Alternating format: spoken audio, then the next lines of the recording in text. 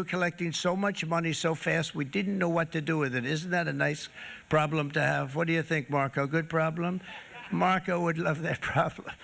But we don't have that problem anymore, but we're not going to have it very much longer, I will tell you. But they collected so much money, they actually formed a commission to determine what they were going to do with the money, who they were going to give it to, and how much. Then in 1913, for reasons unknown to mankind, they established the income tax so that citizens, rather than foreign countries, would start paying the money necessary to run our government.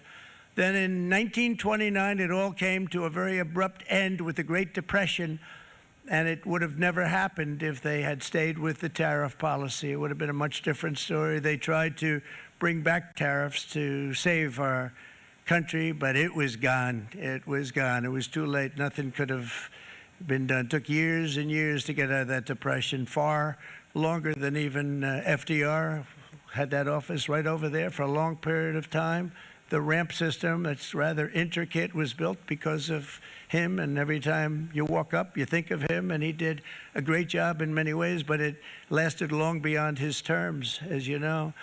But it's not too late any longer, and we're going to start being smart, and we're going to start being very wealthy again. We're going to be wealthy as a country because they've taken so much of our wealth away from us. We're not going to let that happen.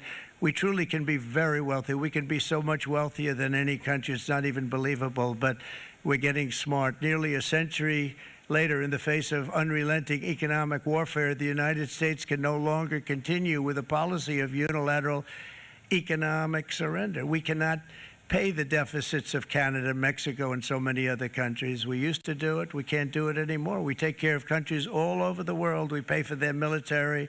We pay for everything they have to pay. And then when you want to cut back a little bit, they get upset that you're not taking care of them any longer. But we have to take care of our people, and we're going to take care of our people first. And I'm sorry to say that.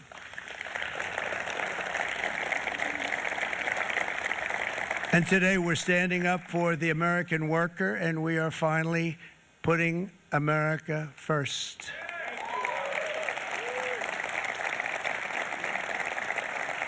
In Sleepy Joe Biden's last year in office, the United States hemorrhaged 100,000 manufacturing jobs, and the number was going through the roof at levels never seen before. And our trade deficit reached a record $1.2 trillion, which is unheard of. Since the beginning of NAFTA, the worst trade deal ever made, it was a horror show. I was able to terminate it. They all said you'd never be able to get it out. We had to get approval from Congress to get it terminated. We had to live with that deal. It was the worst deal, worst trade deal ever made by far. But since the very beginning of NAFTA, our country lost 90,000 factories. Think of what that is, 90,000. Think about putting a map up and putting tax on it. You wouldn't have enough room. 90,000. I said, is that possible? We had it checked 4 different times, and it was actually somewhat higher than that. And 5 million manufacturing jobs were lost while racking up trade deficits of $19 trillion. That was the worst trade deal ever made. As a result of these gigantic losses, foreign nations now own $26 trillion more of American assets than think of this, than the Americans own of their own foreign assets or other foreign assets. The United States can no longer produce enough antibiotics to treat our sick. We have a tremendous problem. We have to go to foreign countries to treat our sick. If anything ever happened from a war standpoint, we wouldn't be able to do it. We import virtually all of our computers, phones, televisions, and electronics. We used to dominate the field, and now we import it all from different countries. A single shipyard in China now produces more ships every year than all of the American shipyards combined. Think of that. And it was a business that we used to dominate. We used to dominate it totally. In short, chronic trade deficits are no longer merely an economic problem. They're a national emergency that threatens our security and our very way of life. It's a very great threat to our country. And for these reasons, starting tomorrow, the United States will implement reciprocal tariffs on other nations. It's been a long time since we even thought of that. We used to think about it a lot. We didn't think about it for many decades, and you see what's happened. For nations that treat us badly, we will calculate the combined rate of all their tariffs, non-monetary barriers, and other forms of cheating. And because we are being very kind, we're kind people, very kind. You're not so kind when you got ripped off with your salaries. My auto worker friends and my Teamster friends and all of the unions that typically voted Democrat, they're not voting Democrat anymore because worker, whether union or non-worker, they're for the Republicans now. That's what happened. But we will charge them approximately half of what they are and have been charging us. So the tariffs will be not a full reciprocal. I could have done that, yes, but it would have been tough for a lot of countries who didn't want to do that. I'd like to see the chart if you have it. Could you bring it up, Howard? This is our great Secretary of Commerce, Howard Lutnick. Thanks, Howard. So if you look at that, China, first row, China, 67%. That's tariffs charged to the USA, including currency manipulation and trade barriers. So 67%, I think you can, for the most part, see it. Those with good eyes, with bad eyes. We didn't want to bring, it's very windy out here. We didn't want to bring out the big charts because it had no chance of standing.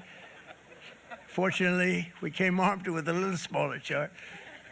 So it's 67%, so we're going to be charging a discounted reciprocal tariff of 34%. I think, in other words, they charge us, we charge them less, so how can anybody be upset? They will be because we never charge anybody anything, but now we're going to charge. European Union, they're very tough, very, very tough traders. You know, you think of European Union, very friendly. They rip us off. It's so sad to see. It's so pathetic. 39%, we're going to charge them 20%, so we're charging them essentially half. Vietnam, great negotiators, great people. They like me, I like them. The problem is they charge us 90%. We're going to charge them 46% tariff.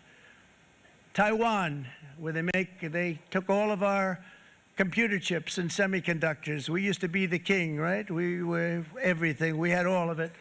Now we have almost none of it, except the biggest company is coming in. We're going to end up with almost 40%. Lee Zeldin's working to get their approvals. And it's an amazing company. Mr. Wei, of one of the great companies of the world, actually, they're coming in from Taiwan, and they're going to build one of the biggest plants in the world, maybe the biggest for that. But 64%, we're going to charge them 32%. Japan, very, very tough, great people. And again, I don't blame the people for doing it. I think they're very smart in doing it. I blame the people that sat right in that Oval Office, right over there, right behind the Resolute desk or whichever desk they chose. Japan, 46%. They would charge us 46%, and much higher for certain items like cars, you know, little items like cars. 46%, we're charging them 24%. India, very, very tough, very, very tough. The Prime Minister just left, and he's a great friend of mine, but I said, you're a friend of mine, but you're not treating us right. They charge us 52%. You have to understand, we charge them almost nothing for years and years and decades, and it was only 7 years ago when I came in, we started with China and charged them. We took in hundreds of billions of dollars from China in tariffs, and they understood, honestly. President Xi understood. He said, look, I understand, and the other countries, and they all understand. We're going to have to go through a little tough love, maybe, but they all understand. They're ripping us off, and they understood it. Prime Minister of Japan, Shinzo Abe. He was a fantastic man. He was unfortunately taken from us, assassination. But I went to him and I said, Shinzo, we have to do something. A trade is not fair. And he said, I know that, I know that. And he was a great gentleman. He was a fantastic man, but he understood immediately what I was talking about. I said, Shinzo, we have to do something. He said, I know that. And we worked out a deal, and it would have been a much better deal, but frankly, there were many years left in the deal that was made previous to my getting there, but it was something. If you look at Switzerland, 61% to 31%. Indonesia, Malaysia, Cambodia. Oh, look at Cambodia, 97%. We're going to bring it down to 49. They made a fortune with the United States of America. United Kingdom, 10%, and we'll go 10%. So we'll do the same thing. South Africa, 60%, 30%, and they've got some bad things going on in South Africa. You know, we're paying them billions of dollars, and we cut the funding because a lot of bad things are happening in South Africa. The fake news ought to be looking at it. They don't want to report it. Brazil, 10%, 10%. Bangladesh is 74%. So you see what's going on. Pakistan, 58%. Sri Lanka, 88%. So what we're doing is we're taking not the full, we could take the full 88%. Thanks a lot. He's doing a very good job. How's he doing, all right? I think you better take it with you. It's not going to last very long. He's going to put it, it's going to follow you down with the wind. I brought a hat just in case it got too windy, but here, would anybody like a hat? I'm not giving it to a cabinet. I'm giving it to the auto workers. Come here.